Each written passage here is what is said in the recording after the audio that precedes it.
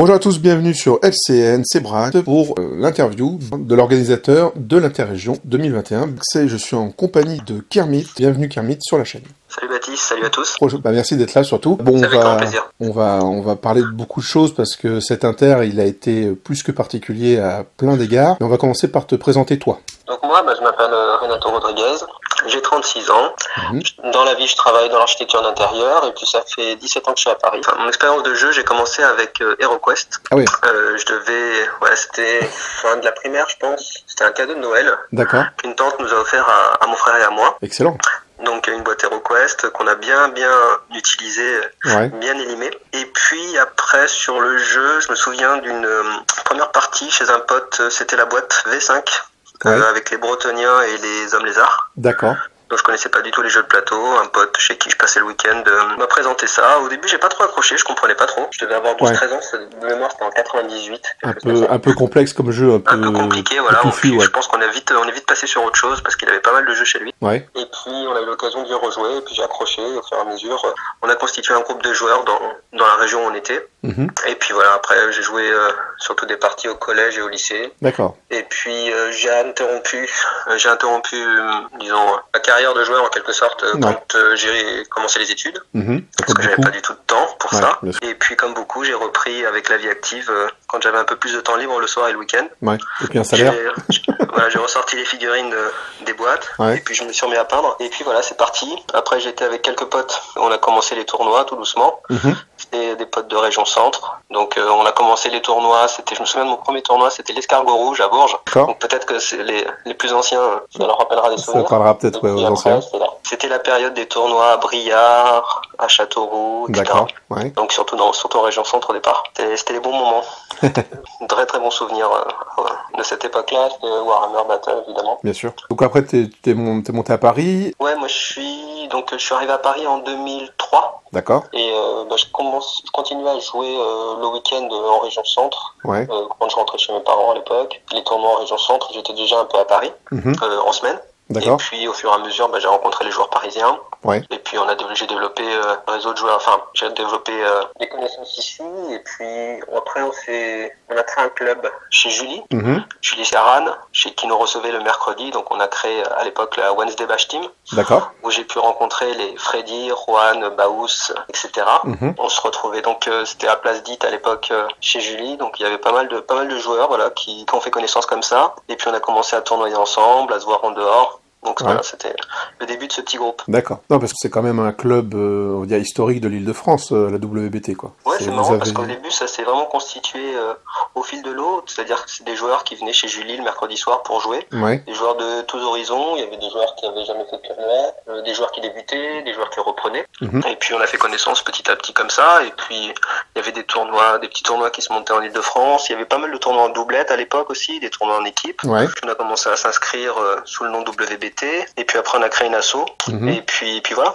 Et puis à l'époque on a fait pas mal de tournois sous le nom Wednesday Bash Team. Et du coup, c'est avec eux que tu as fait ton premier inter ou pas? Ça fait loin? Non, je pense que c'était surtout avec des potes du centre. D'accord. Avec des potes du centre, c'était un peu une équipe de brick et broc. À l'époque c'était vraiment l'aventure humaine comme on disait. On y allait surtout pour s'amuser entre potes. Voilà, c'était déjà à l'époque le plus gros tournoi de France. Donc c'était déjà un rendez-vous incontournable pour les joueurs. Donc voilà, on y allait entre potes sans prétention pour pousser des figurines. C'était aussi l'occasion pour élever un peu le niveau de peinture de ces armées. Oui, quand on allait à la terre, on avait toujours l'occasion de peindre des unités qui nous manquaient et puis on faisait des efforts de peindre parce qu'il y avait toujours des points de peinture qui étaient consacrés, qui figuraient dans la note finale. Donc voilà, ça a commencé comme ça. D'accord. Et du coup, donc des inters, t'en as fait une pelletée quand même? J'en ai fait quelques-uns. Et puis, en fait, au bout d'un moment, on s'est rendu compte, à force de faire les inters un peu comme ça à la ZOB, on s'est dit que c'était dommage qu'en Île-de-France, vu le potentiel de joueurs que l'on avait, bien sûr, on n'était pas en mesure de constituer une équipe suffisamment forte pour aller chercher le bol. À l'époque, c'était le centre et c'était l'Est surtout qui était fort et qui trustait un peu les podiums et qui chopait les bols. Qui chopait le bol à chaque fois. Et du coup, voilà, on a réussi à monter une équipe Île-de-France un peu velue, à l'époque. Île-de-France 1, avec Coco, avec Titi, avec Freddy, avec il y avait Vertigo, il y avait Xaris, voilà. toute cette clique. Et du coup, on a monté cette équipe-là, on a essayé de s'entraîner un peu, d'optimiser les armées, d'optimiser la peinture, pour aller chercher le bol, et ça a plutôt fonctionné, puisque avec cette équipe, on a gagné 5 fois l'Inter. Et ouais.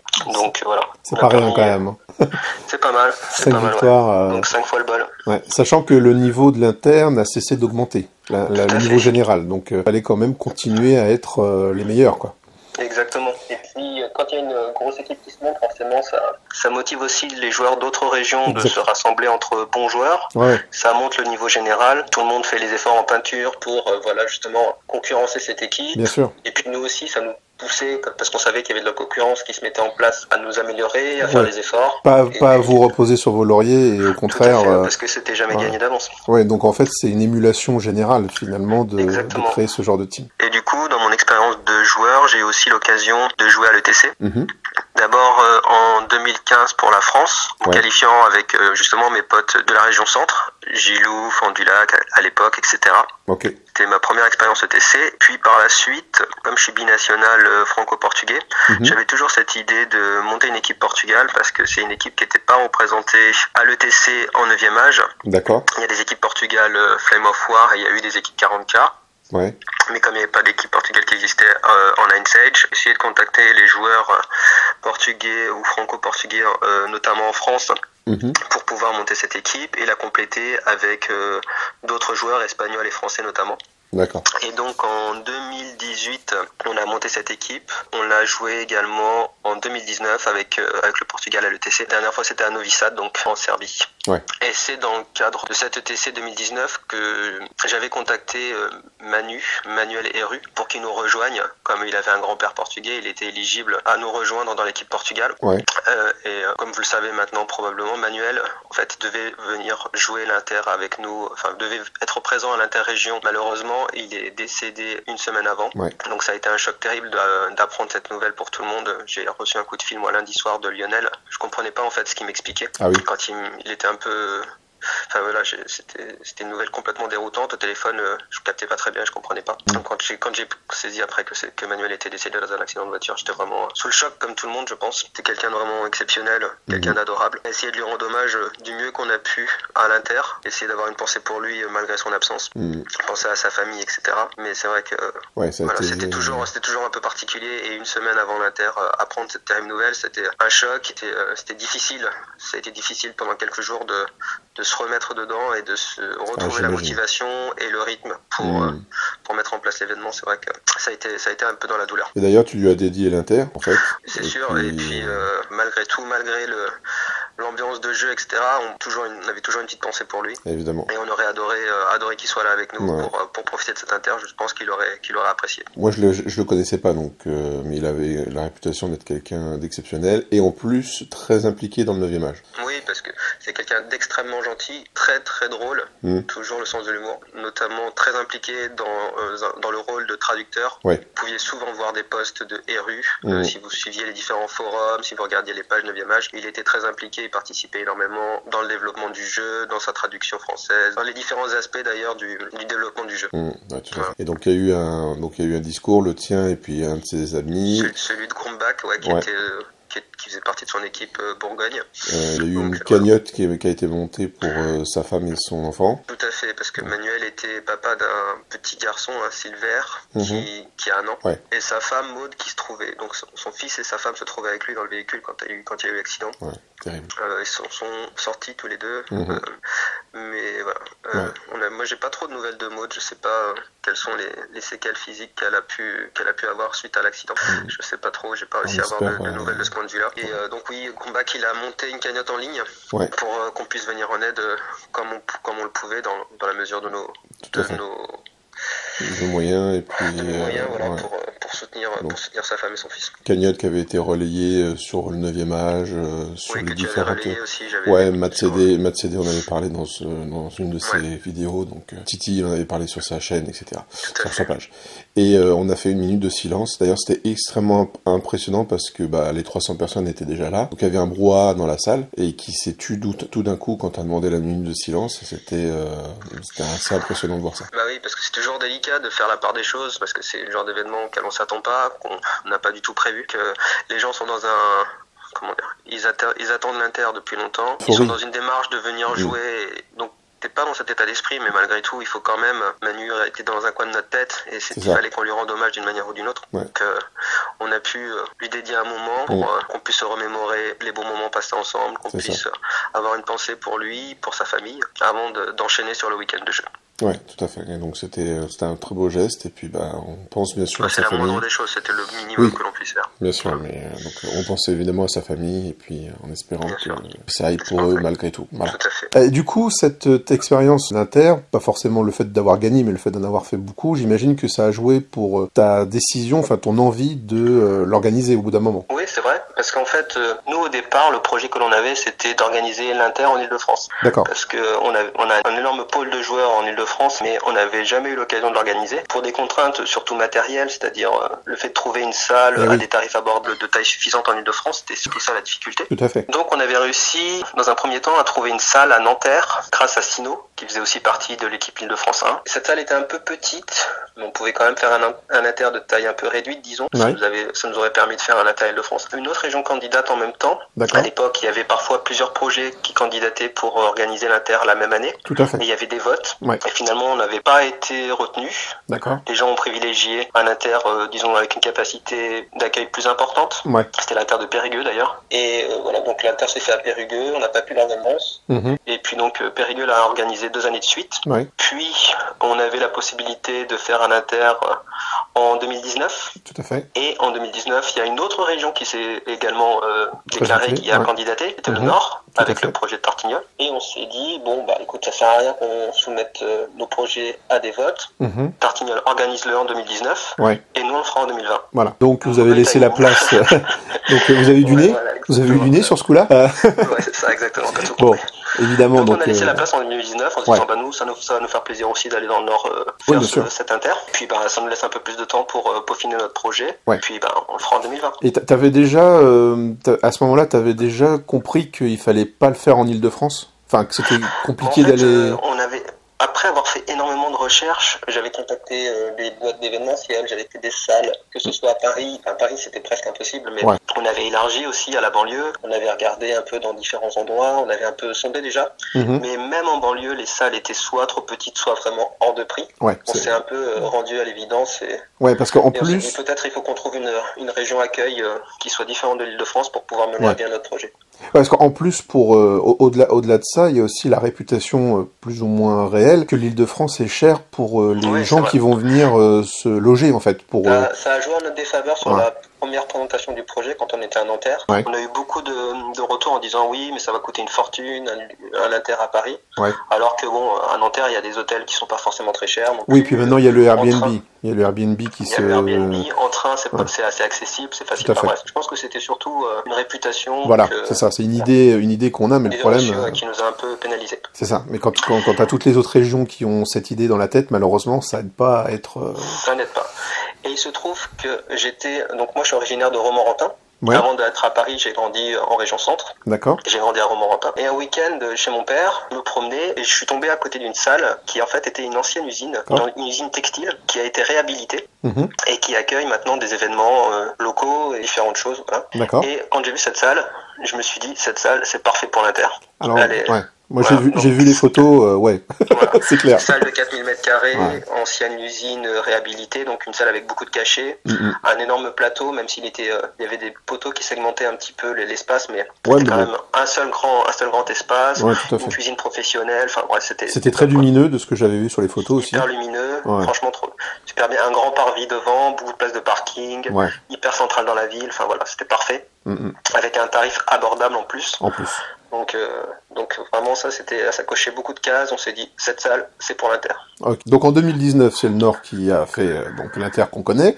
Toi t'étais déjà donc nous c'est pour 2020 donc on prépare des trucs. T'avais déjà commencé à réfléchir à tout ce que t'allais mettre dedans. Disons que quand tu fais l'Inter, tu dis toujours ça c'est bien, Moi, c'est à conserver. Puis quand t'as le projet d'organiser, toujours dans un coin de ta tête, tu te dis, tiens, si je faisais l'Inter, ça, peut-être que je le ferais de la même manière que les organisateurs actuels, et puis peut-être que ça, je le ferais différemment. Bien sûr. À chaque fois, tu notes de l'amélioration, tu notes des pièges dans lesquels ne pas tomber, ce genre de choses. Et puis après, tu t'adaptes aussi, et puis chacun a son projet, c'est-à-dire que moi, j'ai ma vision de l'Inter, peut-être que si quelqu'un d'autre l'organise prochainement, il aura une vision légèrement différente. Ouais, complètement. Il adaptera à son point de vue. Oui, bien sûr. Les animations, la façon d'organiser, le déroulement. Et donc on arrive en 2020, et début 2020, on commence à voir que en Chine, ça commence à puer du bec. J'ai fait la même merde, voilà, c'est ça. Et que ça commence à puer du bec de façon mondiale. Que ça arrivait très vite, en fait, chez nous, les changements. On est arrivé très vite sur un confinement, etc. Toi, comment t'as vu ça? Alors, bon, évidemment, il y a le côté perso et pro qui doit jouer en premier, hein, comme pour tout le monde, mais en tant qu'organisateur, t'as vu ça comment? T'as vécu ça comment? Ce côté, tout est fermé, on arrête tout ce qui est culturel, etc.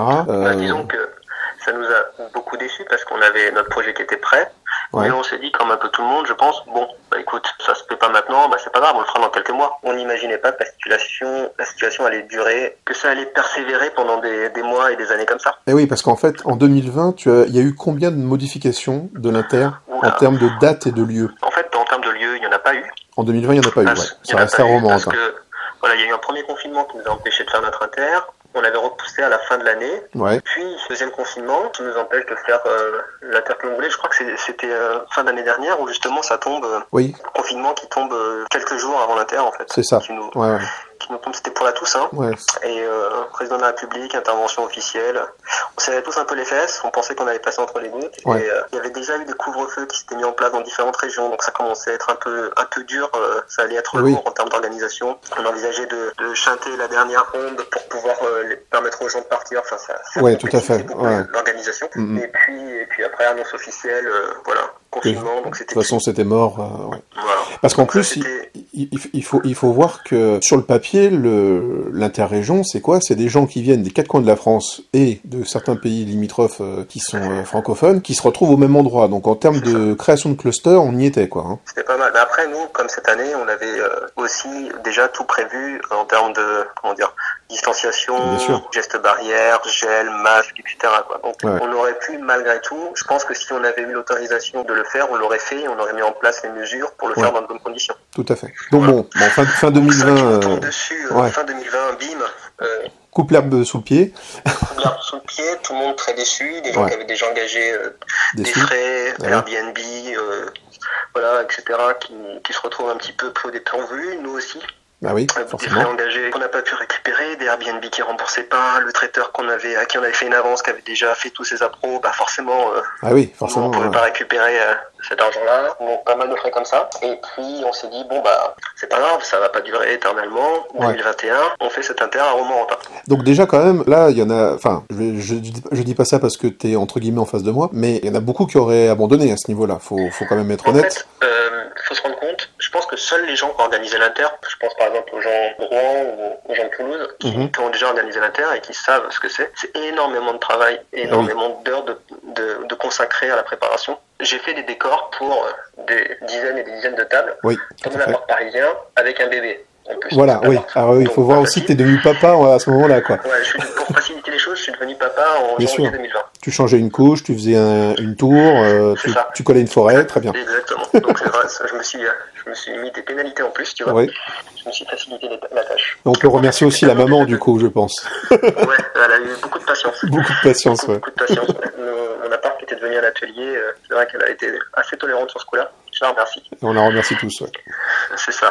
Et du coup, en fait, c'était déjà tellement d'heures et tellement de taf d'engagés que, en fait, on a eu des creux de motivation, on va pas se mentir. Il y a eu des moments où on peut baisser les bras, pendant quelques mois on faisait rien, on laissait passer un peu la vague, et puis après on se remobilisait, on se remotivait, et puis on essayait de trouver des alternatives pour mener à bien ce projet.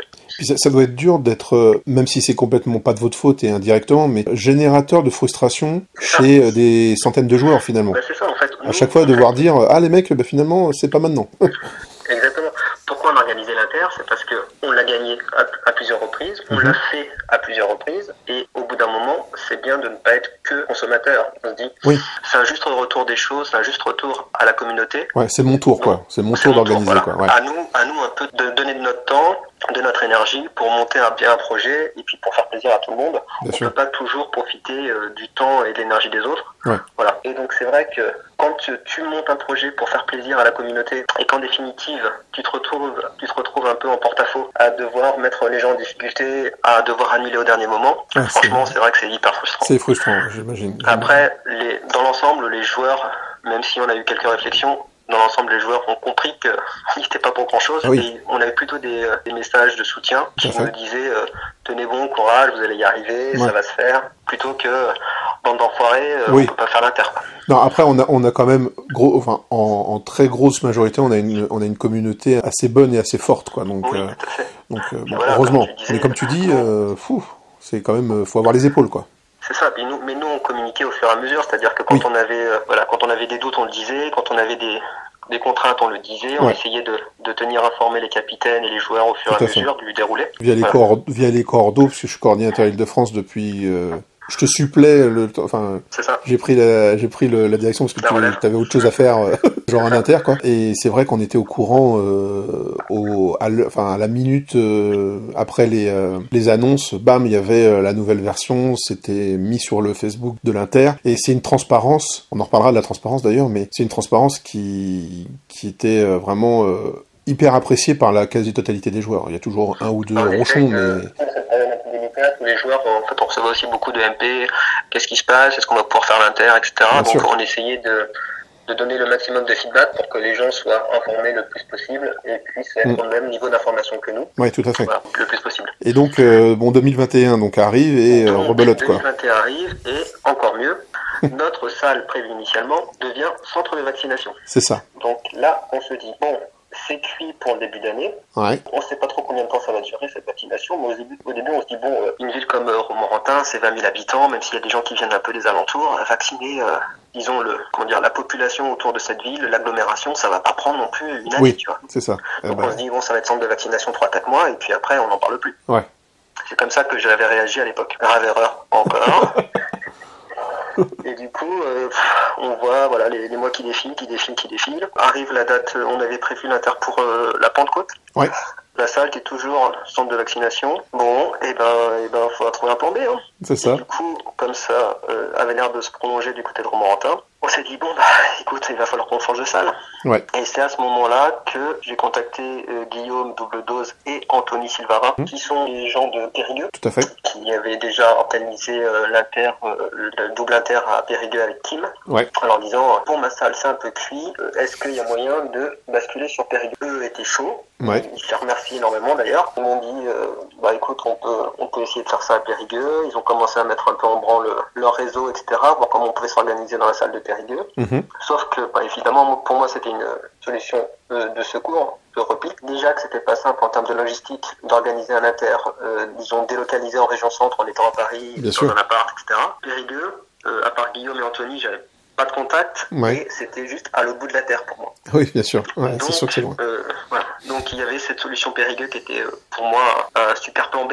Ouais. Disons une solution de repli qui aurait pu nous arranger si nous n'avions pas mieux, tu vois. Mais j'ai continué un peu à prospecter, à prospecter, à me dire bon, Périgueux c'est cool, mais c'est quand même pas très arrangeant pour moi. Donc regardons quand même en région centre s'il n'y a pas moyen de trouver autre chose. Ouais. Donc, pendant les vacances du mois d'août, j'en ai profité pour contacter les autres salles de région centre, Loire, Tours, Orléans, etc. Ouais. Et puis il se trouve, j'ai contacté Châteauroux Event, donc le service à la mairie de Châteauroux qui gère la salle dans laquelle on a fait l'Inter. D'accord. Et il se trouve qu'ils étaient plutôt bien placés en prix par rapport aux autres, même si la salle de Châteauroux restait plus chère que la salle de Romorantin, que la salle convenait en termes d'accessibilité, surface, etc. À Châteauroux, j'ai beaucoup de potes de l'association des Dragons, parce que quand j'étais à Romorantin, j'avais mes petites habitudes à Châteauroux. Avec mon pote Arnaud, on allait souvent passer des week-ends à l'association des Dragons pour faire des parties le soir ou du soir en jeu. Voilà. J'avais vraiment l'habitude d'aller là-bas quand j'étais en région centre, et donc je connaissais un peu...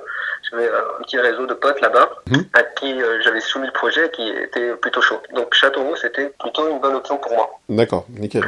Donc voilà. Donc après avoir étudié le pour et le contre et de m'être dit que Périgueux ça allait être vraiment compliqué, on a décidé de switcher sur Châteauroux, en sachant qu'à Châteauroux il y avait un seul week-end de disponible, c'était le 11-12 décembre et rien d'autre. Voilà. Donc si on voulait, en fait on se dit soit c'est 11-12 décembre Châteauroux en 2021, soit il n'y a pas d'inter en 2021. Voilà, donc 2 ans sans inter. 2 ans sans inter, c'était pas possible. J'avais suffisamment fait pour arrêter tout le monde, donc je me suis dit 2020, les gens étaient tolérants, on a repoussé, changé de lieu, changé de date. Si on si on ne fait pas d'inter en 2021, les gens ils vont lâcher en fait. Ouais, tout à fait. Donc on s'est dit bon, il faut coûte que coûte qu'on fasse un inter en 2021. Donc on s'est fixé sur cette date, sur ce lieu, et puis c'était reparti. Donc l'inter, pour ceux qui connaissent pas trop, d'habitude c'est en juin-juillet. Souvent c'est surtout sur mai-juin. Mai-juin plutôt, ouais. Mai-juin. Bon, quand il fait beau, clairement, avant les grandes vacances. Bon, là, on était en décembre. On a eu de la chance, c'était un décembre doux, mine de, même si certains ont dû traverser la neige. Mais ouais, on savait pas trop à quoi s'attendre. Après, la salle est chauffée, donc de toute façon, on savait que on accueillerait les gens dans de bonnes conditions, on n'aurait pas froid dans la salle. Oui, c'était plus pour le chemin, en fait. Il fallait pouvoir venir. Et puis donc c'est cette date qui, jusqu'au dernier moment, parce qu'il y a quand même eu une annonce une semaine avant, je crois, dans laquelle on aurait pu être... On serre encore les fesses une semaine avant l'inter. C'est ça. En se disant, on va pas encore se faire allumer. Oui, parce que... laissez-nous passer entre les gouttes. Parce que pareil, il faut se mettre à la place de la mairie de Châteauroux. Comme on disait tout à l'heure, 300 gus qui viennent des 4 coins de la France, de Belgique et de Suisse. Bon, sur le papier, pour le coup, on n'a jamais eu trop d'alerte de leur part. Bon, très bien. Je pense qu'ils se conformaient aux décisions gouvernementales, mais eux n'étaient pas plus réticents, ils n'étaient pas plus royalistes que le roi, disons. Voilà, ouais. Mais on aurait pu davantage de contraintes que celles décidées par le gouvernement. Mais on aurait pu tomber sur une mairie qui aurait peut-être péché par excès de protection et tout ça, et donc aurait décidé de dire là non. Bon. Non, on a eu de la chance de ce point de vue, c'est juste que ils nous faisaient confiance pour mettre en place le protocole sanitaire. C'était à nous de contrôler les passes sanitaires. C'était dans le règlement et dans le contrat qu'on a signé. On avait obligation de faire porter les masques à l'intérieur et on avait obligation de se charger du contrôle des passes sanitaires. Oui, tout à fait. Ce qui a été fait, et très bien fait d'ailleurs, vous avez pris le parti du bracelet qui était, je trouve, une très bonne idée. Ouais, on a essayé de réfléchir à la meilleure manière de faire respecter le pass, de contrôler sans non plus harceler et déranger les joueurs en permanence. Ouais. Et je me suis dit que le bracelet type bracelet festival, c'était le meilleur moyen ils ont donné une preuve du contrôle. Ouais. Et qu'une fois que le contrôle du pass était fait et que les gens portaient leur bracelet, on les laissait tranquilles pour le week-end. Tout à fait. Et donc depuis tout à l'heure, tu dis on et pas je. T'as déjà cité donc tes amis de Châteauroux, mais qui t'a aidé en fait, bon, il y a pas mal de monde, je pense, mais qui t'a aidé pour l'inter, pour l'organisation de l'inter? J'ai eu quand même pas mal d'aide. J'ai eu de l'aide de pas mal de potes à la préparation des décors, notamment la bande à Basile. Il y avait Juan, Thomas, Baous, j'ai aussi Andreas qui est passé plein de décors. J'ai eu l'aide aussi de Tuttle, qui est venu me filer un coup de main chez moi, donc je le remercie énormément. Je remercie tous les gens qui m'ont filé un coup de main sur ça. Dans la préparation, j'ai fait quand même beaucoup de choses seul, parce que je voulais gérer l'inter comme je l'entendais. Donc en termes de prépa, à part sur les décors, j'ai géré de mon côté. D'accord. Par contre, le jour J, j'ai essayé de constituer l'équipe la plus, de mon point de vue, les gens les plus performants pour le rôle dédié. D'accord, ouais. Et donc j'ai essayé de monter l'équipe la plus, complète et la plus efficace possible. D'accord. Donc je me suis dit, j'ai besoin d'arbitres. L'Inter, il y a quand même, on a dû réduire le nombre de joueurs que l'on a reçus. On avait dans le projet à un moment d'accueillir jusqu'à 60 équipes. Et oui. Effectivement, avec le changement de date, changement de lieu, il y a des gens que ça n'arrangeait plus et donc qui sont pas venus. Donc il nous fallait au moins 3 arbitres et j'ai pris les joueurs que ça motivait et ceux qui avaient les meilleures connaissances des livres, etc., que des joueurs ETC. Donc il y avait Coco Freeze, Pandy et encore. Ouais, tout à fait. Donc c'est quand même 3 arbitres de très haut niveau. Oui. Que je voulais que leur avis fasse suffisamment autorité pour que les joueurs se plaignent de l'arbitrage, etc. Là, on a quand même affaire à des arbitres de très haut niveau, donc je pense que quand ils prennent une décision, les joueurs l'acceptent le plus facilement que si c'est des joueurs débutants. On est d'accord. Voilà. Donc j'ai fait en sorte que ce soit eux et simplement eux qui donnent les décisions arbitrales. Moi, par exemple, quand on m'interrogeait, je demandais toujours aux joueurs d'aller voir un arbitre. Bien sûr. Parce que je préférais que ce soit leur décision et que ça, c'était leur côté, ils géraient ça. Après, à l'Inter, nous, on a voulu que la peinture ait un rôle prépondérant, parce que pour nous, ça fait partie c'est un trace sec à l'Inter, ça fait partie de l'ADN de l'Interrégion. Il faut qu'il y ait une note de peinture qui soit suffisamment importante pour que ça donne envie aux joueurs de faire les efforts et que ça permette aussi aux équipes qui sont plus des peintres que des joueurs de tournoi, voilà, de grignoter quelques places dans le classement et de venir pour montrer l'étendue de leur talent. Tout à fait. Pour juger le genre de peinture, il faut aussi une équipe de juges performantes. Et donc j'ai constitué une équipe qui était composée de peintres professionnels qui ont l'habitude de la peinture d'armée et aussi de joueurs peintres expérimentés avec un bon niveau de peinture, voire très bon niveau de peinture, qui sont à même aussi de comprendre les gammes, de comprendre les techniques, qui ont un point de vue un peu différent du juge professionnel parce qu'ils sont davantage dans le 9e âge et donc plus au cœur du jeu. Donc ils ont un point de vue aussi différent mais qui apporte une complémentarité. En fait, je vais paraphraser Total, mais en fait, il fallait quelqu'un qui soit capable de faire la différence entre une très belle figurine où il y a eu 10 heures dessus et une très belle figurine où il y en a eu 15. C'est sûr. Voilà. Ce qui n'est pas le cas de tout le monde, parce que quand on est un peintre correct et qu'on a des étoiles plein les yeux en voyant 2 figurines, les départager, ça devient, à part le coup de cœur, à part le thème ou quoi que ce soit, mais au niveau de la technique, au bout d'un moment, on est limité. Et ce qui n'est pas le cas des juges que tu as choisis. On a essayé de constituer la meilleure équipe possible, mais noter la peinture, de toute façon, c'est subjectif. Ah, bien sûr. Donc, on a beaucoup travaillé avec nos juges pour essayer d'établir le barème qui nous semblait le plus cohérent et le plus précis possible pour que tous les juges aient le même barème et jugent à peu près selon la même grille. Donc, on a établi un barème de 10 points de note technique et 10 points de note artistique avec des sous-catégories dans chacune de ces 2 groupes. Et on a constitué des binômes de juges qui devaient juger les mêmes armées, chacun de leur côté. Et en fait, on devait faire les moyennes de ces notations. Certaines équipes ont été notées par un 3e voire 4e juge. Tout à fait, notamment sur le haut de tableau. Parce qu'on savait que sur le haut de tableau, la peinture, ça allait être déterminant pour première, 2e, 3e place. Donc il y a des équipes qui, selon nous, étaient les plus à même de pouvoir remporter le bol, ont eu particulièrement mis l'accent et on a été particulièrement vigilant sur la notation sur ces équipes-là. D'accord, donc c'est ce qui expliquait le fait qu'il y ait plusieurs juges, mais au moins 2 juges par équipe, ça évite le fait de j'aime pas du tout ce thème, tu sais, que le côté perso le prenne le pas sur le côté technique et le côté notation, et ça c'est très appréciable, je trouve. Mais après c'est des juges professionnels qui savent faire la part des choses. Qui ont leur goût propre, mais ils savent reconnaître le talent, la technique, le travail, même s'il se fait exprimer dans des techniques qui ne sont pas les leurs ou dans des thèmes qui ne sont pas leurs thèmes de prédilection. Absolument. Et donc, pour en revenir à cette équipe de peintres, il y avait Jérémy Dupuis, qui est un peintre d'armée, peint de manière extraordinaire, à une vitesse fulgurante. Pour ceux qui suivent un peu son travail, il arrive à abattre un taf incroyable en quelques heures, c'est impressionnant. C'est impressionnant. Il peint à la vitesse de la lumière. Au début, il devait y avoir Fabrice Tran sur l'édition 2020, mais qui n'était pas disponible aux dates de 2021. D'accord. Il y avait Vincent Bigot, qui devait être l'un de nos juges, mais qui malheureusement a eu le Covid, et donc n'a pas pu venir, on l'a su 2 jours avant. Ça c'était... On savait que Vincent Bigot n'était pas présent. C'est bien triste. Bien triste. Et donc il y a un juge d'Orléans qui nous a rejoint, qui s'appelle David Mondecrine, sur Facebook, vous pouvez voir un peu son travail. Et donc on devait avoir 3 juges professionnels. Il se trouve que par chance, à l'Inter, il y avait d'AG Miniature, Maxime, qui était présent en observateur. D'accord. Et donc, quand j'ai vu qu'il était là et que il était là plus en observateur, qu'il n'avait pas vraiment quelque chose de prévu sur le week-end à part profiter des figurines et se promener, je lui ai dit, écoute, Maxime, ce serait vraiment cool que tu juges la peinture. Donc, je l'ai recruté et il a fait des notations également. Ah bah super, merci à lui. Donc, merci à lui, ça tombait particulièrement bien. Et en plus de ces 3 juges peinture professionnels, donc David, Jérémy et Maxime, il y avait Juan Ixo et Antoine Bouvier. Donc, ça faisait 5 juges au total pour noter toutes les armées de l'Inter. Et c'était pas trop, parce qu'il y en avait des armées, et il y avait des belles armées. Je trouve que le niveau, autant le niveau de jeu augmente, autant le niveau de modélisme aussi. Alors peut-être qu'il y a les confinements qui font qu'il y a eu des armées un peu Covid, des armées qui ont été faites pendant les mois de confinement, mais en tout cas, on a quand même des belles armées. Et puis avec tous les reports successifs, j'espère que les joueurs ont eu le temps de peaufiner leur peinture, parce que normalement, ils devaient être prêts en 2020. Là, il y avait plus d'excuses, là. Il n'y avait plus d'excuses, exactement. Mais je suis d'accord avec toi pour dire que le niveau global était plutôt très élevé. Même les juges peinture qui n'ont pas l'habitude de l'Inter ont été très surpris. Ils ont été vraiment même très agréablement surpris par le niveau global. Ils ont été vraiment impressionnés. Et puis, il y a toujours, disons, 4-5 équipes qui ont un niveau de peinture incroyable et qui sont vraiment au-dessus du lot et qui nous en mettent pas les yeux tous les ans. Ouais, et ça c'est toujours assez génial de voir ça. Alors quand on est joueur, malheureusement, on n'a pas toujours le temps de voir ces armées, sauf qu'on les affronte évidemment, mais c'est quand même voilà, c'est pour ça que c'est cool quand il y a des gens qui prennent des photos, on peut les voir, quand même se dire le travail qui est fait sur les armées, sur les plateaux de présentation, c'est vraiment super cool. Clairement, il y a des peintres de talent dans l'interrégion.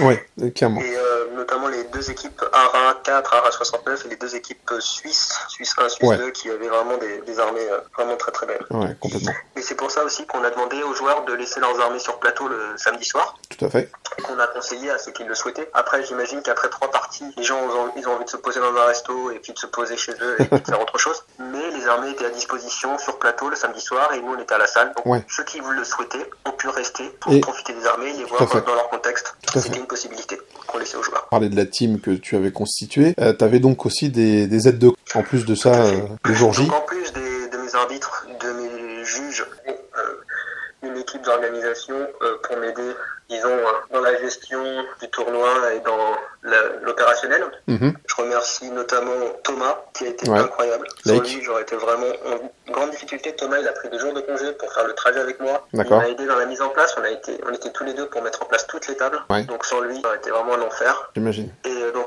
merci encore Thomas. Et après, l'équipe de Aide les Dragons, mes potes de Châteauroux, qui ont été là pour m'aider à la mise en place, le service de repas, le service des petits-déj, le nettoyage, pour m'aider au bar, pour m'aider dans toutes les tâches quotidiennes, les tâches indispensables. Il faut beaucoup de bras à l'interrégion pour gérer toute l'équipe d'organisation et pour voilà. Donc, parce que ça roulait extrêmement bien. Hein. On a essayé de faire en sorte que ça fonctionne le mieux possible. Ça peut jamais être parfait. Parce qu'en fait, je pense qu'il n'y a pas eu trop de latence. Bah non, justement, moi je vais partager un peu mon expérience vu que j'y étais joueur. En fait, quand on en parlait notamment avec Max, avec Toddle, etc., tout ce que tu as proposé, tout ce que tu as mis en place, on s'est dit c'est logique, mais c'est logique quand on le voit en fait. Encore faut-il y penser et le mettre en place en amont. Le fait d'avoir 2 barres, tout simplement. Et bah oui, bah du coup les files d'attente, elles sont 2 fois moins longues. Qui, quand tu fais une partie ou quoi, n'est pas négligeable. Mais encore faut-il avoir l'idée de le faire, l'idée de le mettre en place, la capacité de le mettre en place. Pareil pour les pauses repas, enfin le déjeuner, on avait chaque équipe avait sa table. Tu avais divisé entre nord et sud avec 2 services. Et tout ça, ça a permis une fluidité qui était rare quand on sait qu'on était presque 300, quoi. On était comme tu dis presque 300. Le rythme de le rythme des parties, c'est très soutenu. Oui. C'est 3h30 inclus pairing. Certains disent que c'est pas assez, mais malgré tout, on commence tôt, on finit tard, on finit à 20h30 dans le planning le samedi, donc c'est quand même assez tard. Quand on te dit que c'est pas assez, je pense que là, par contre, on paye les quasiment 2 ans de UB où les gens prenaient le temps de faire leur partie. Oui, parce que c'était 3h30, c'était les temps alloués dans les anciennes éditions de Exactement. Ça fonctionnait plutôt pas trop mal. À cause de ça, on a une seule heure pour faire le service, donc servir des repas à 300 personnes. Ouais. Et comme on était en décembre, on a pris le parti de faire des repas chauds. Et on s'est dit, bon, décembre, les sandwichs, bof, quoi. Ouais. Donc on est passé par un traiteur. C'est pareil, ça a été un gros travail avec le traiteur en amont, de réfléchir au menu, à la façon de les servir. On a servi dans des bols. On avait 2 choix de repas, un choix carné, un choix végétarien. Donc on a limité aussi les choix pour que le traiteur puisse servir et lancer de manière la plus efficace possible. Ouais, tout à fait. Donc de ce point de vue-là, ça a plutôt bien fonctionné. Et puis je pense que sur les repas, les gens étaient assez contents de la qualité et du service. C'était très bon, c'était rapide. Moi, il y a aucun point négatif en fait. C'est ça qui est impressionnant, sachant qu'on est en mode Covid, hein, donc faut pas oublier que, comme tu l'as dit, c'est le masque, c'est du gel hydroalcoolique à tout le coin de rue, il faut avoir le pass sanitaire ou un test... On était vigilants à faire respecter un peu ces consignes. C'est vrai qu'en partie on a tendance un peu à se relâcher, baisser le masque, prendre une gorgée de bière et puis garder le masque sur le menton. Mais c'était notre rôle aussi à nous de faire en sorte que les gens puissent venir s'amuser tout en étant dans de bonnes conditions sanitaires. On voulait pas que l'Inter devienne un cluster. Bien sûr. Donc voilà, on a été un peu embêtant sur le port du masque, mais c'était aussi notre rôle. Alors je tiens quand même à préciser que de ce que j'ai vu, en tout cas, beaucoup de personnes ont respecté. Et c'est vrai que les rappels, les rappels que faisait notamment Lake au micro, il n'y en a pas eu toutes les 20 minutes non plus. Hein. C'était les gens ponctuel. Voilà. Et puis on le disait gentiment. Après, les gens, quand on leur signalait qu'ils avaient baissé leur masque, ils le remettaient, puis on n'en parlait plus. Voilà, exactement. Donc, donc une bonne équipe qui t'a... Ouais, super équipe. Qui t'a entouré le jour J. Une bonne personne au bon poste, et ça, c'est très important. Voilà, parce que c'est ça. J'avais les bons gars pour les bons trucs, pour le bon rôle. Ça, c'est la clé, je pense, d'une réussite pour un event de cette taille. Comme tu le dis, c'est de mettre les bonnes qualifications au bon endroit, quoi. Le fait que le carré de l'organisation, même pas une table, c'est un carré d'organisation qui se situe au niveau central par rapport à la salle, bah, c'est génial parce qu'en fait, quand tu joues en bout de travée, enfin, aux travées les plus éloignés, t'as pas 22 travées à remonter, t'en as que 11, en fait. On a pris le parti de faire l'entrée au milieu de la salle, c'est-à-dire sur le côté et pas en bout de salle, justement pour que les gens, quand ils arrivent, ils tombent sur la table, la salle, enfin, l'espace accueil organisation. Mais ça, c'est la salle qui nous le permettait aussi. Certaines salles ne le permettent pas. Ouais. Mais donc du là, coup... on a un peu optimisé l'espace en fonction des disponibilités, tout des à fait. facilités dans la salle. En plus, il y avait des espaces toilettes à ces endroits-là, donc ça veut dire que les gens y rentraient et sortaient aussi à côté des toilettes, donc c'était quand même beaucoup plus facile pour tout le monde. C'était beaucoup plus facile, mais du coup, je trouve que ça a joué dans l'extrême fluidité du tournoi, parce qu'on n'avait pas besoin de courir, en fait. À aucun moment, on a couru, en fait. C'est ça qui est vraiment, vraiment impressionnant. Ok, donc ça, c'était donc ton équipe. Tu l'as dit, t'as pris en main le truc et tu voulais le faire vraiment à ta sauce, ce que je comprends tout à fait. Moi, si j'étais à ta place, j'aurais eu la même démarche, à savoir, je m'occupe du maximum de choses pour que ça se passe exactement comme j'ai dans la tête. Et tu avais dans l'idée de ne pas faire simplement un tournoi, mais de rajouter des trucs. Un côté un peu convention, finalement. Moi, ça m'a rappelé un peu ce qu'on peut trouver dans les conventions de tatouage, c'est-à-dire que tu as des tatoueurs, et puis tu as des animations qui rendent le week-end un peu plus festif, on va dire. Et en tête de pont, il y avait le Flaming Sword. Ouais, c'est sûr. Oui, parce que l'Inter, c'est aussi la fête du hobby, c'est-à-dire que les gens, ils font l'effort de peindre leurs figurines du mieux qu'ils le peuvent, parce qu'il y a des points de peinture, et aussi parce que ça fait plaisir à tout le monde de jouer contre et de jouer avec de belles armées. Absolument. Et ce qui manque toujours dans le gamage, ce qui m'avait manqué moi, c'est que les joueurs, les meilleurs peintres et les plus expérimentés, puissent aussi montrer l'étendue de leur talent sur des figurines individuelles. Donc je me suis un peu basé, pour tout dire, sur le principe des Golden Demons.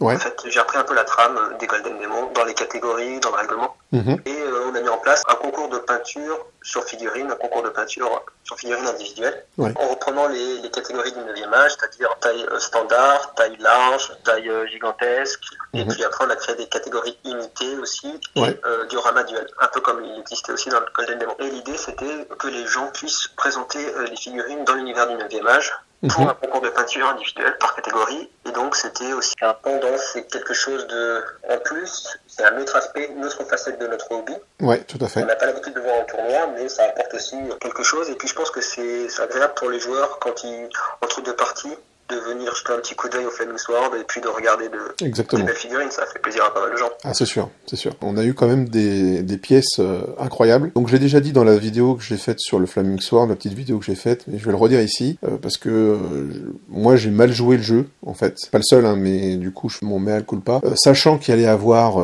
Fabio, Tuttle, pour ne citer que ces deux-là, je me suis dit, moi ça sert à rien que je présente une pièce, jamais j'aurai une des récompenses qu'il y avait. Mais en fait c'est une mauvaise réflexion parce que le but aussi c'est de présenter des figurines jolies, d'avoir l'avis de professionnels et des autres personnes, et le côté un peu galerie quoi. Tout à fait, c'est l'occasion aussi pour les gens qui veulent montrer leurs figurines d'avoir un retour des peintres professionnels, parce que le concours a été jugé par les mêmes peintres pros que ceux qui ont noté les armées. Et donc ils étaient à votre disposition, ils étaient à votre écoute pour vous dire sur telle pièce, peut-être si tu avais fait telle chose ou telle chose, tu aurais pu améliorer tel aspect de ta peinture.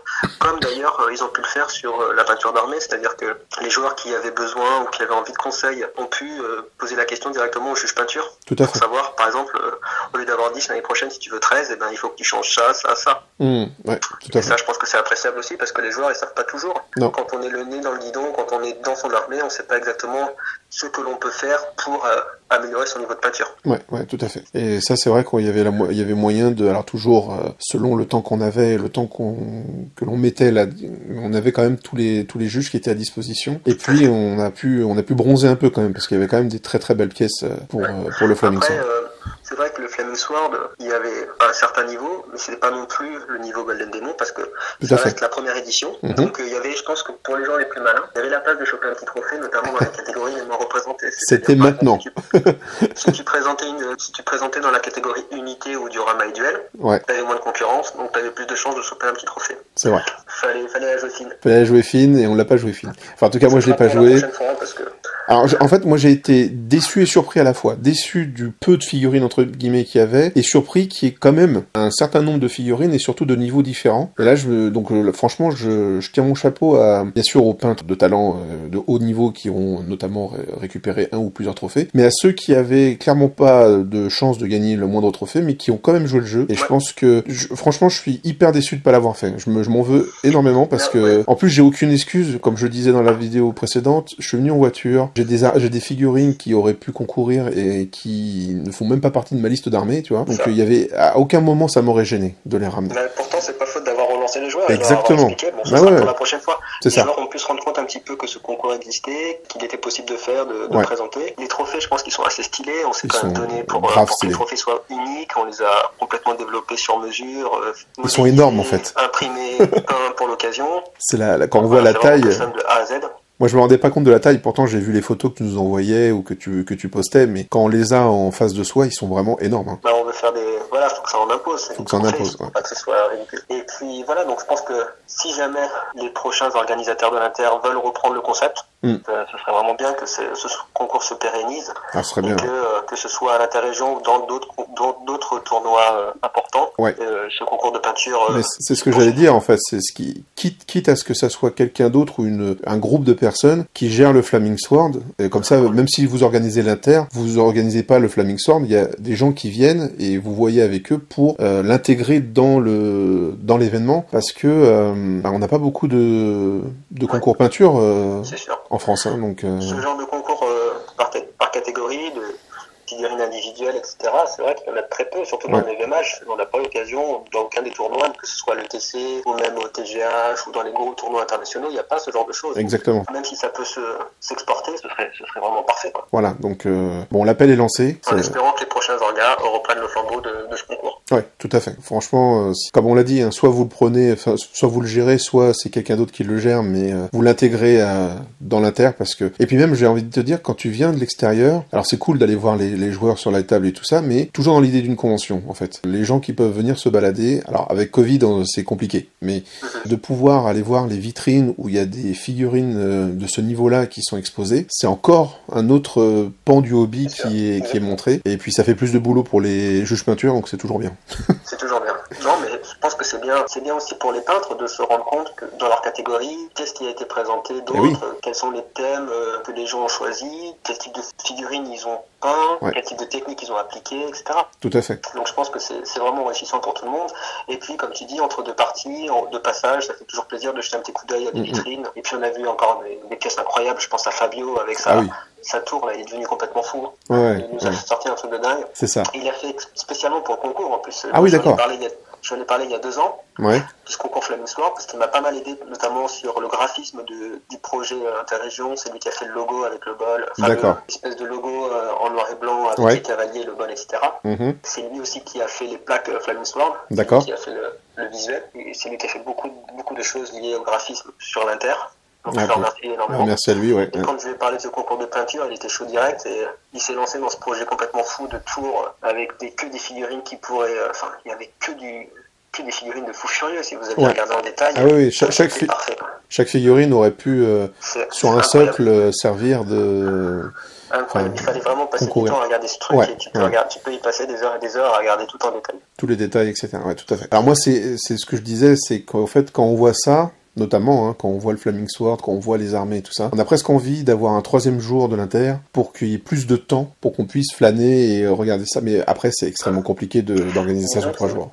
Disons que c'est compliqué, ça faisait partie des choses qu'on avait envisagé à un moment. Avec la Pentecôte. Quand on avait, avec la Pentecôte, on avait la possibilité d'avoir le lundi, on avait proposé au coordinateur un vote pour savoir si vous préférez faire 3 parties le samedi et 2 le dimanche, ou si c'est envisageable de lisser un peu comme à l'ETC, 2 parties par jour, 2 samedis, 2 dimanches, et de prendre du coup sur le lundi pour faire 2 parties, ce qui permettait d'avoir des parties plus longues, d'avoir un peu plus de temps pour les repas, pour se promener, pour dormir le matin, pour profiter des autres armées, discuter avec les potes, etc. C'est ça. Mais bon, c'est pas toujours facile pour tous les joueurs de prendre un jour férié. C'est sûr. Certains travaillent le lundi de Pentecôte, voilà. C'est pas toujours facile à gérer. C'est pas toujours facile à gérer, mais en fait, on se rend compte que si on veut vraiment ce côté, je le répète, ce côté convention, tournoi dans une convention, 3 jours c'est nécessaire. Parce qu'en fait, malheureusement, quand on met 3 heures à faire sa partie, qu'on est rincé parce qu'on a fait 3 parties, on est le samedi, qu'il faut se dire, les restos ils ferment à 22h30 ou 23h, il est déjà 21h, et ben malheureusement, tu prends pas le temps d'aller voir les belles armées qui sont sur les plateaux. Moi, il y a beaucoup d'armées que j'ai découvert sur les photos. C'est sûr, c'est le problème de l'Inter, et surtout quand on est nombreux, c'est-à-dire presque 300 personnes, tu peux pas tout voir. C'est qu'en plus, voilà. T'es déjà concentré pendant 3 heures sur ta game. Quand tu sors de ta partie, t'as pas forcément envie de te remettre dans les figurines, t'as envie peut-être de parler avec quelqu'un, t'as envie de sortir prendre l'air, t'as envie de faire autre chose. Tout à fait. Et puis voilà, tu peux pas tout voir, tu peux pas profiter de tout, malheureusement. C'est ça, il faut faire des choix. Et en fait, ça aussi, c'est un truc je pense pour lequel on peut te remercier, qui doit pas être évident, c'est parfois faire des choix sans jouer la démocratie à tous les coins de rue. C'est-à-dire que tu te dis, par exemple pour le changement de lieu, Périgueux c'est trop loin, on fait Châteauroux. C'est pas, je fais pas un vote de tous les capitaines ou de tous les joueurs. En fait, c'était juste déjà tellement compliqué. Mais c'est ça. En fait, faut se représenter que cet Inter, on l'a fait en délocalisé. C'est-à-dire que moi, je connaissais pas la salle avant le mercredi. C'est-à-dire que j'ai débarqué dans la salle le mercredi. Bon, on met en place, il y a les papiers arrivent. Comment aller à cette salle? Où est-ce que sont les prises de courant? Oui, voilà, c'est ça. Où sont les prises? Faire la même chose à Périgueux. Déjà, comme je disais, j'avais pas le support logistique de l'équipe. Enfin, si, j'aurais trouvé, mais c'est pas particulier. Enfin, c'est pas des gens que je connais intimement. C'est pas mon équipe. Tu peux pas leur demander facilement la même chose, quoi. Pareil. C'est pas pareil, et pour moi c'était vraiment trop compliqué. Ça veut dire déjà 4 heures de route de plus. Oui, bien sûr. Non, mais voilà. Donc c'est pour ça, mais si tu veux, moi je trouve que c'est, j'allais dire quelque chose qu'il faut oser. C'est très bien. Enfin, pour moi, c'est très bien d'avoir fait ça. Mais il faut, encore une fois, faut avoir les épaules, pour pas dire autre chose, pour dire à 300 mecs, en fait, ce sera pas là, ce sera là. Et si vous êtes pas d'accord, c'est la même chose. C'est comme ça. Oui. Après, on l'a pas fait de gaieté de cœur, c'est-à-dire que si on avait gardé notre salle initiale, on l'aurait fait. Après, il a fallu qu'on jongle, qu'on soit un peu souple, qu'on soit un peu flexible, qu'on s'adapte à la situation, qu'on s'adapte aux contraintes. Et puis, à un moment, si on veut que le projet il avance, il faut aussi prendre des décisions. Et puis, tu peux pas attendre d'avoir un retour de tout le monde et de faire une moyenne.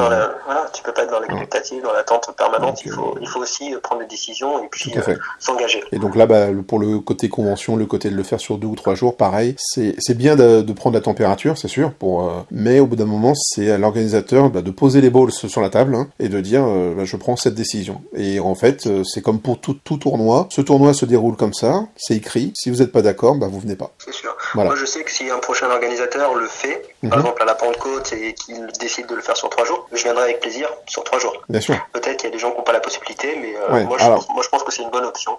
Moi aussi, je pense que c'est une bonne option, surtout quand tu rajoutes des animations qui, je trouve, embellissent encore plus ce week-end, qui a déjà été très très bien. Le Flaming Sword, moi j'ai adoré. Pareil, le fait de donner les récompenses à la pause du déjeuner du dimanche, j'ai trouvé ça génial parce qu'en fait, ça permettait à tout le monde d'être là. Parce qu'on sait bien que le dimanche soir, pour diverses raisons, certaines personnes partent avant la remise des prix, avant les remerciements de l'organisateur, etc. C'est pour ça qu'on a décidé que tous les prix qu'on pouvait remettre le dimanche midi, évidemment le prix de vainqueur de l'Inter, on pouvait pas parce qu'on savait qu'il y avait encore une ronde à jouer, mais les Flaming Swords, ils avaient été jugés, la tombola, on pouvait la tirer. On s'est dit que à la fin de la ronde 5, il y a toujours un temps, une latence d'enregistrer les résultats, les derniers finissent leur game, etc. On est toujours en attente. Les gens doivent partir. La remise des prix, c'est déjà long, donc on s'est dit on va essayer de faire une remise de prix intermédiaire le dimanche midi pendant que les gens sont tous réunis en train de déjeuner.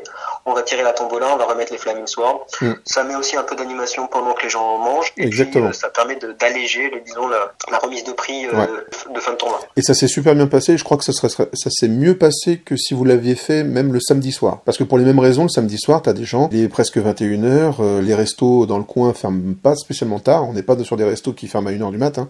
Nous, on a trouvé un resto dans la banlieue sud de Châteauroux. Ça ferme. Il y a le routier, à Châteauroux, le fameux routier où tu peux manger des fruits de mer à 2h du matin. Ah ça, lui, je connaissais pas, tu vois. Mais on a trouvé un Del Arte. Pour la prochaine fois. Ah bah voilà, donc l'escale, ok. On va tous y aller, il sera fermé.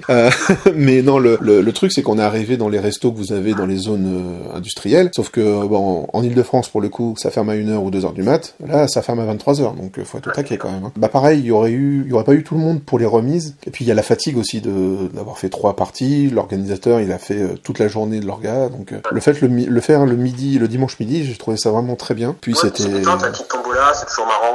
Ouais. De le faire le dimanche midi, c'était la bonne option, je pense. Et, puis il y avait pas mal de prix, mine de, parce qu'à chaque fois il y a trois prix, il y a le bronze, l'argent, l'or dans chaque catégorie, et plus un prix spécial. Ouais, il y avait 7 trophées au total, il y avait 5 catégories, 3 trophées bronze, argent, or par catégorie, et puis on avait décidé de faire une récompense spéciale pour la pièce qui nous a le plus impressionné, émerveillé sur le tournoi, enfin sur le concours de peinture. Tout à fait. Et du coup, voilà.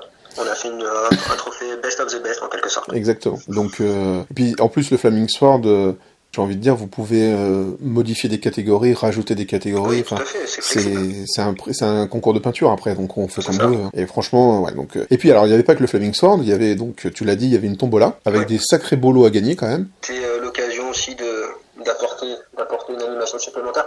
Je pense qu'on n'a pas gagné d'argent avec la tombola, hein, parce que les lots en fait étaient à peu près équivalents. Disons que les frais des lots étaient couverts par les participations. Ouais. Le but c'était pas non plus de dégager forcément de l'argent sur la tombola, c'était plutôt de faire plaisir aux joueurs et puis ça fait un petit facteur chance supplémentaire. Il y a déjà un petit facteur chance dans notre jeu. Et donc, la tombola, c'était mais ça aussi, ça ne demande qu'à évoluer et peut-être qu'après, il y aura plus de participants, encore plus, si chaque année, on l'a de nouveau, la tombola, avec des prix différents, avec des machins. Donc là, c'était une manière aussi de montrer le travail de nos peintres. Tout à fait. Il y avait deux figurines qui avaient été peintes par Jérémy Dupuis, peinture. Et il y avait aussi, c'était l'occasion aussi de montrer ce que savaient faire les partenaires et les exposants. Parce qu'à l'Inter, en fait, on en a profité pour convier des exposants, des gens qui font de l'impression 3D, il y avait des gens qui font des accessoires de jeu. Il y avait Torek qui fait de l'impression 3D et qui a plutôt mis en avant le côté accessoires de jeu parce qu'il y avait 2 autres prestataires qui faisaient de l'impression 3D à côté. Il a souhaité montrer un autre aspect de ce qu'il présente. Il y avait donc 3D Mini Factory et il y avait la boîte à radio qui font de l'impression 3D, qui propose des figurines, pas mal de choses. Il y avait Jérémy Dupuis qui montrait des figurines peintes et qui montrait aussi qu'il y avait un stand où il y avait des explications sur les techniques de peinture.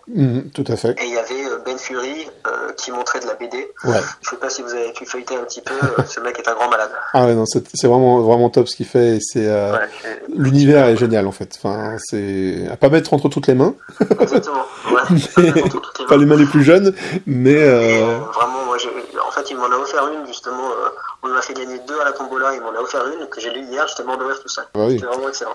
Donc non, et puis il a un coup de crayon qui est vraiment très bon.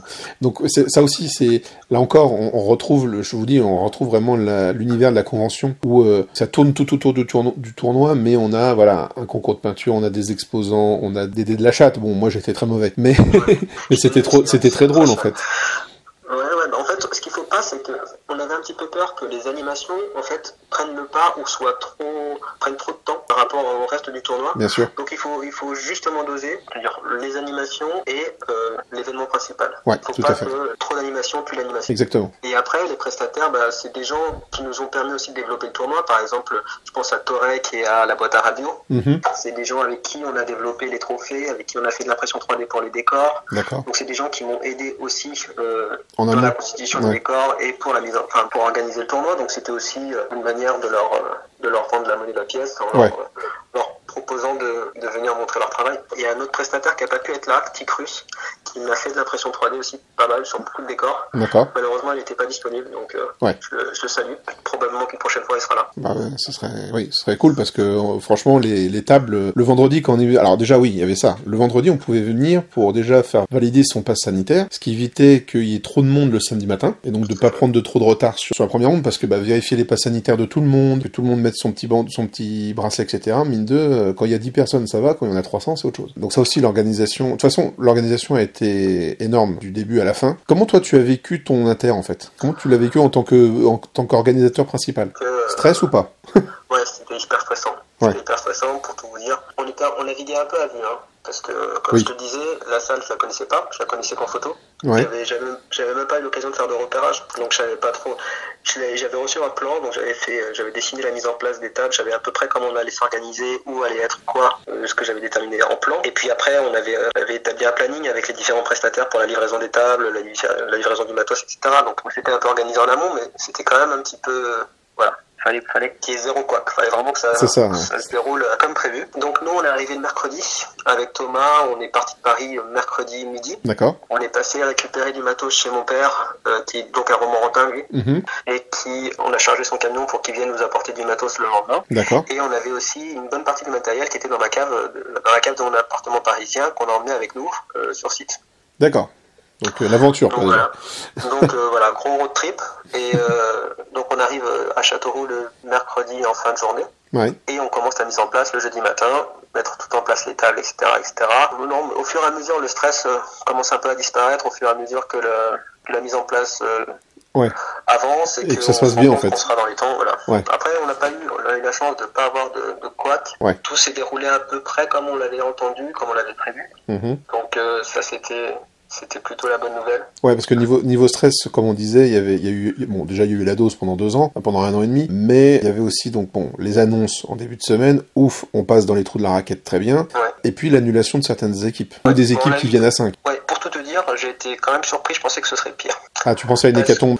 Ouais, je pensais à une hécatombe. 15 jours avant, j'étais surpris, parce que je me souviens des précédentes éditions, par exemple, fin 2020, quand on devait organiser l'Inter à la Toussaint à Romorantin, il y avait eu énormément de gens qui s'étaient signalés pour dire qu'ils ne viendraient pas ou qu'un des membres de leur équipe ne viendrait pas. Finalement, là, on s'est retrouvé jour J avec simplement une équipe qui annule et 3 équipes qui ont un 6e manquant. Donc sur l'ensemble, c'est pas si dramatique que ça. C'est pas énorme. Le seul problème, c'est que cette équipe qui annule au dernier moment, parce qu'elle a des contraintes et qu'elle est obligée de le faire, ils n'ont pas fait de gaieté de cœur, mais ça nous a mis un peu dans l'embarras, sachant qu'on s'est retrouvé en nombre impair d'équipes au dernier moment. Et oui. Et ça, c'est pas très facile à gérer. Non. Du coup, mais bon, vous avez réussi à le gérer du coup. On l'a géré autant bien que mal, c'est-à-dire que malheureusement, à chaque ronde, une des équipes a dû faire l'impasse et on a demandé donc d'abord à l'équipe qui devait affronter en première ronde cette équipe absente de ne pas jouer. Ouais. Et ensuite, on a demandé à l'équipe qui était dernière du classement de ne pas jouer. D'accord. Voilà. Okay. On a pris ce parti pris là pour pas que ça influence sur le haut du tableau, sur le résultat final. Ouais. Non, après il n'y a pas de choix parfait, malheureusement il faut qu'on s'adapte encore une fois et on a pris ce parti pris là. Le choix parfait dans un tournoi, on va dire classique, par exemple un tournoi de solo, c'est d'avoir ce qu'on appelle un joueur tampon qui est là mais avoir une équipe de 6 joueurs tampons, c'est impossible. On en avait quelques-uns, il y avait Jet qui était là en joueur tampon, je le remercie encore. Et ce qu'on a proposé aussi, c'est que les joueurs donc à qui on demandait de ne pas jouer parce qu'on était impair, ont proposé à certains joueurs de cette équipe-là de compléter les équipes de 5. Ah, c'est cool ça. Ce que les joueurs ont plutôt accepté dans l'ensemble. Ce qui permettait, c'est que souvent il y a 2 ou 3 joueurs de l'équipe qui ne jouent pas, qui jouent quand même pour d'autres équipes sur le monde. Et avec des équipes complètement de 6 à côté, quoi. Donc, voilà. Donc finalement, il y avait en général 3 joueurs qui jouaient pas sur l'ensemble. Alors on avait aussi mis en parallèle, on avait mis à disposition des tables. Par exemple sur la ronde 1, l'équipe Hauts-de-France 1 n'a pas joué parce que c'est elle qui devait affronter Bourgogne-Franche-Comté 3 qui a annulé. Et ils ont décidé de jouer les uns contre les autres. Donc on leur a mis à disposition ils se sont fait une game quoi. Et donc ils se sont fait une game entre eux. On n'a pas été trop vache non plus parce que du coup on a décidé de donner un cap à l'équipe qui ne jouait pas pour pas les pénaliser. Ils ont marqué 80 points sur la ronde qu'ils n'ont pas joué. C'est pour ça qu'on les a affrontés. Non, je plaisante évidemment. Mais du coup, c'est quand même un stress supplémentaire de devoir gérer ça, je vais pas dire au dernier moment, mais presque en fait, de dire merde, comment je vais faire avec des équipes de 5 et un nombre impair. C'est sûr que quand on a été voir les gars de Hauts-de-France 1 en leur disant bon les gars, on est samedi matin, vous êtes levés tôt, vous venez à l'Inter, vous avez fait de la route, malheureusement la première game vous n'allez pas la jouer. Ils étaient un peu déconfis et je les comprends. À leur place, j'aurais pas été très, très content non plus. Ah, c'est sûr. Malheureusement, c'était comme ça et après ils l'ont compris. C'est-à-dire qu'on leur a expliqué que leur adversaire avait dû annuler un peu au dernier moment, qu'on savait pas encore jusqu'au samedi matin ce que ça allait donner. C'est-à-dire qu'on savait pas si... Parce que comme on faisait des contrôles de passe sanitaire et que tout le monde n'était pas vacciné, il suffisait que le vendredi, en faisant leur test, quelques joueurs en plus se rendent compte qu'ils étaient positifs. Et on avait une équipe supplémentaire qui a annulé. Exactement. Donc jusqu'au dernier moment, on savait pas. Donc Donc c'est vrai que ça fait partie des aléas et des choses qu'on doit gérer un peu en dernière minute, mais on savait que de toute façon il fallait être adaptable et flexible sur cet inter. Bien sûr. Et du coup, ça a été très bien géré, je trouve. Du coup, donc bon, le stress redescend. Quand t'as fait ton discours à la fin, on sentait quand même que ça y est, c'est fait, c'est enfin fait. Ouais, c'est sûr. Dis-toi que c'est 2 ans d'énormément de taf. Ouais. Je le répète, c'est beaucoup d'heures de préparation. Et puis quand on a changé de lieu, il faut presque recommencer. Enfin, je dirais pas le projet à zéro parce que les décors on les a fait. Ouais, mais il faut l'adapter, quoi. Il faut recontacter la mairie. Il faut retrouver les prestataires. Il faut tout changer. Il y a beaucoup de choses qu'il faut reprendre.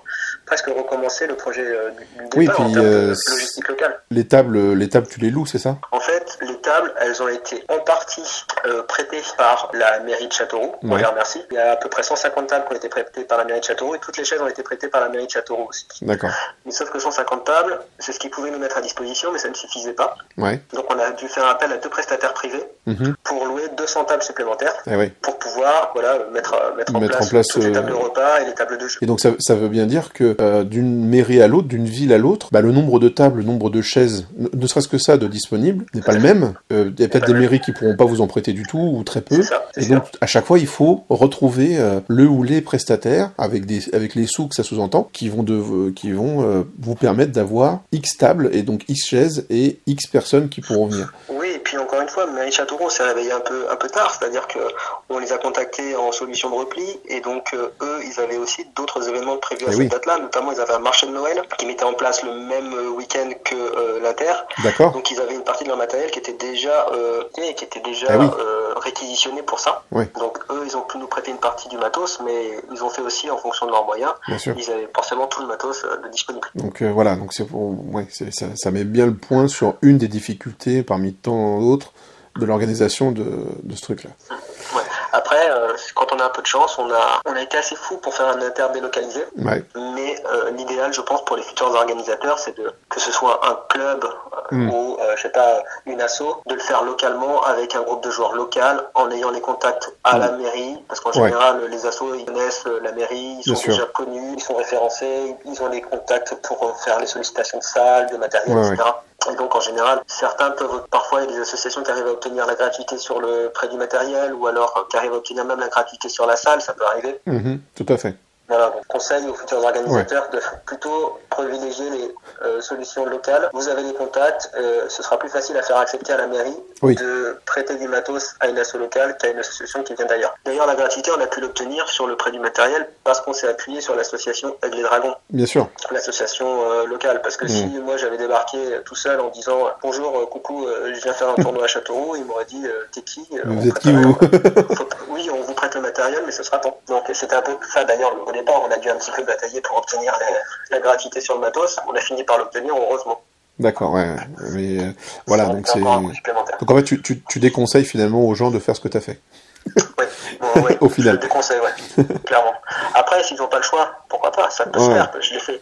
Mais je pense que c'est beaucoup plus facile de le faire localement, clairement. Du coup, tu organises pas l'Inter 2022. Comme j'ai expliqué, en fait, l'Inter, le charme de ce tournoi, c'est que c'est à chaque fois la vision d'une équipe d'organisation qui met en place son tournoi selon la manière dont il imagine, et les joueurs ils viennent vivre cette expérience selon la façon dont les organisateurs l'ont conçu. Tout à fait. Dans un lieu différent, avec une équipe d'organisation différente, avec des formats différents. Je pense par exemple à Rouen où on pouvait jouer des monstres. Exactement. Ils avaient un peu adapté les formats. Voilà, tous les inters sont différents, dans des lieux différents, par des équipes différentes, et c'est bien aussi. Par exemple, je pense qu'il y a plein de gens qui n'étaient jamais venus à Châteauroux. Donc c'est l'occasion de découvrir une ville différente. Je préférerais que ce soit une autre région qui prenne le flambeau en 2022, qu'une autre équipe mette en place un projet. Et moi j'aimerais bien jouer l'Inter en 2022 dans une autre région organisée par une autre équipe. Oui, parce que toi du coup, depuis que tu as pris la décision d'organiser l'Inter, tu tournoies, tu fais plus rien, tout ton temps libre était mis sur l'Inter. Ah bah c'est sûr. Déjà, les tournois, il y en a eu très peu avec le Covid. En plus, comme je te disais, il y a un bébé qui est arrivé début 2022. Donc le temps libre, il s'est arrivé un peu de chagrin. Clairement, tout le temps, disons, consacré au hobby, c'était des décors et des décors et des décors et des décors. Donc ça fait 2 ans que j'ai pas peint de figurines.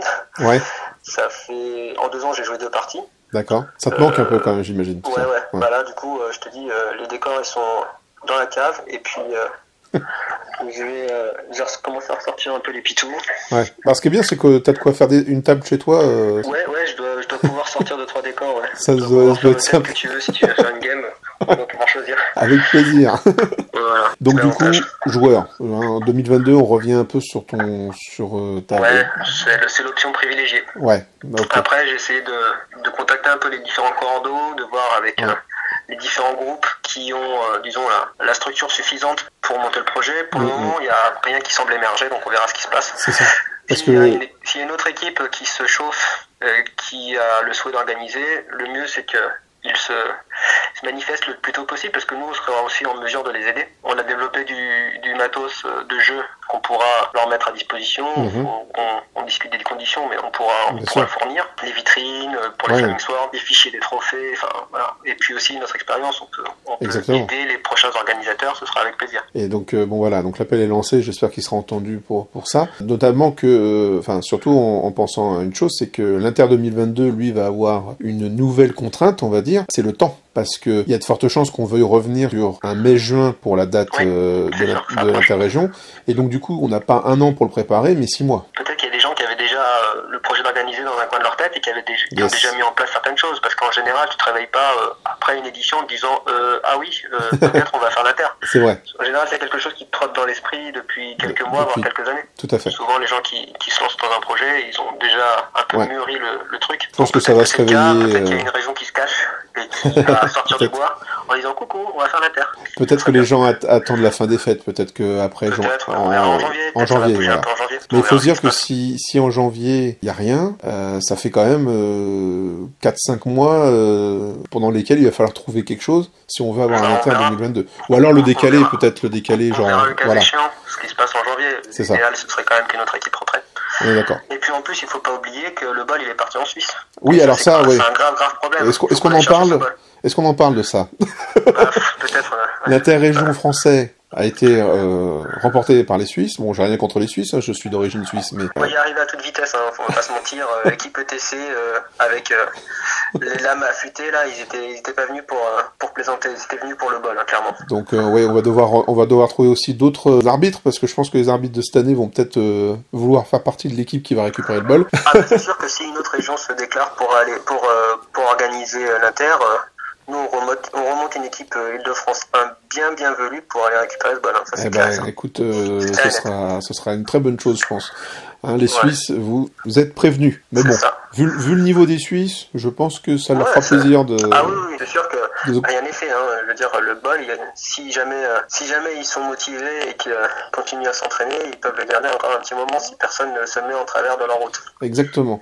Et bon, on va éviter qu'il y ait une fondue qui soit faite là-dedans. Je sais, la fondue c'est savoyard, c'est pas suisse. Il y a des tonnes de trucs dans ce bol, on vaut mieux pas savoir. C'est ça, il vaut mieux pas savoir. Bon, écoutez, voilà, l'appel est lancé pour l'Inter 2022. En tout cas, merci beaucoup pour ton temps, Renato. Merci énormément pour cette interrégion qui, franchement, c'est le meilleur tournoi que j'ai fait. Je le dis. Je pense que un retour positif, je remercie les joueurs. Je pense qu'on peut encore améliorer des choses. Il y a toujours moyen de faire mieux. Dans l'ensemble, je pense qu'on a fait un événement qui a plu. Les joueurs nous ont fait beaucoup de retours, nous ont remerciés, nous ont félicités. Donc ça, c'est très appréciable. Je remercie tout le monde. Et puis, je remercie surtout les joueurs d'avoir tenu bon, d'avoir cru en notre projet jusqu'au bout et de ne pas avoir lâché l'affaire. Ça, c'est très bien aussi.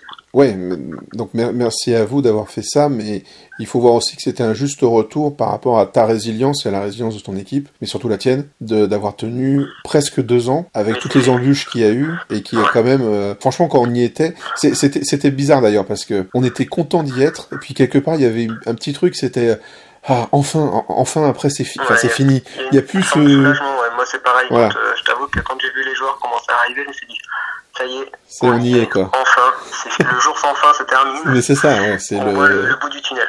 Le running gag est terminé, c'est bon, on y est. On y est. Et donc voilà, encore bravo pour l'organisation, qui a tenu bon et pour tout ce qui a été fait en amont et le jour J. On espère que la vidéo vous a plu, n'hésitez pas à partager, à commenter. Merci encore Renato, plaisir de te retrouver sur la chaîne peut-être pour autre chose. Et puis on vous dit à très bientôt sur LCN, que l'hobby soit avec vous. Salut.